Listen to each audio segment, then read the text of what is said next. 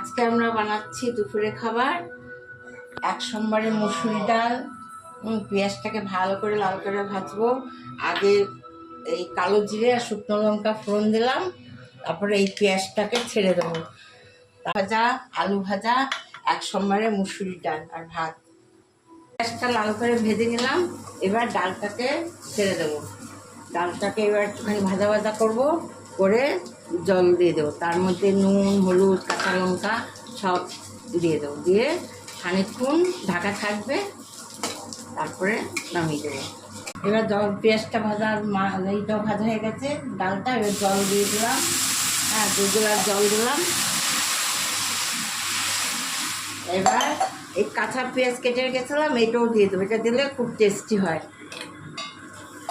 এবার নুন, 1 চামচ নুন, 1 চামচ হলুদ দিয়ে এবার ঢাকা দেবো। কাঁচা লঙ্কা দেবো 2টো, এবার ঢাকা দিয়ে দেবো। ব্যাস।